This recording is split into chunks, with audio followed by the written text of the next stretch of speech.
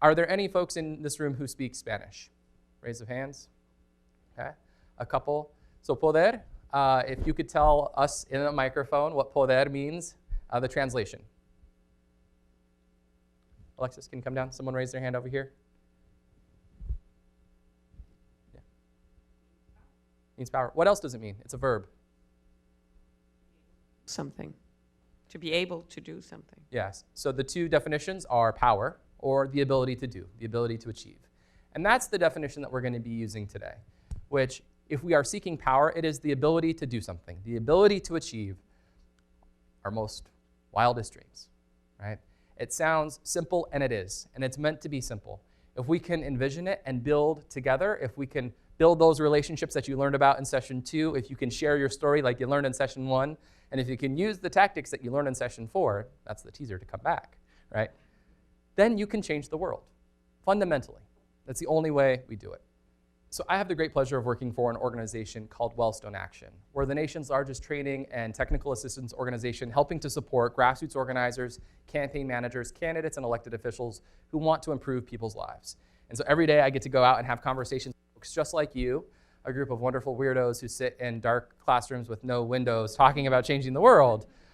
Most people don't wake up every day and say, oh, the world needs me. You all did. Thank you. And I'm being very serious about that. Thank you, thank you, thank you for waking up every single day and believing that the world needs you, because we do, every single one of us.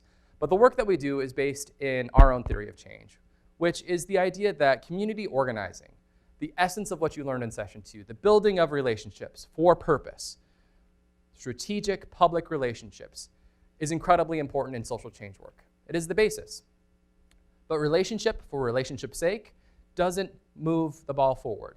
We can have a lot of great and impactful relationships in our communities, but if it has no vision, if it doesn't have an ability to execute power, then those relationships are important, but they cannot significantly change our daily lives. Community organizing has to be connected to a broader ecosystem. And in that, we actually have to get our hands dirty. We have to be in the fray. And that we have to choose our decision makers. Oftentimes, we as folks who care about changing the world spend so much time in community organizing without saying, I'm often talking to policymakers who have no idea what the world is like for me or my community. And I'm trying to get them to understand or be empathetic, and they just don't get it. Well, there's another option for us. We can actually change the choices of who's in elected office. We can change who serves in city council or school board or as our members of Congress or even our president. And that's electoral politics. It's actually engaging with voters at the ballot box. So our decision makers actually reflect us, that we have a reflective democracy that actually speaks to our core issues, interests, and values. And finally, if we just did community organizing and we built really good intentional public relationships and we did really good organizing work that led to electoral mobilizing, we got people out to the polls, but had no vision, right? We'd be floundering as a nation, as a movement. So public policy, electoral politics, and community organizing must be central, and they are co-equally important in community change work. If we're not working at all three cross-purposes at the same time, we lose. If we just do community organizing, we lose. If we just have brilliant public policy ideas that get put into binders, they're going to sit on a shelf and collect dust. And if we just ran egotistical, self-serving politicians without community organizing to hold those folks accountable, we'll still lose.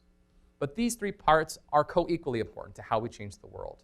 And I'm going to talk about their interplay and their connection as we go through using a framework that we're going to talk about in just a minute. But for us as an organization, Wellstone is deeply committed to building up the leadership of everyday people, people like you in this room, who want to change the world and maybe don't know how.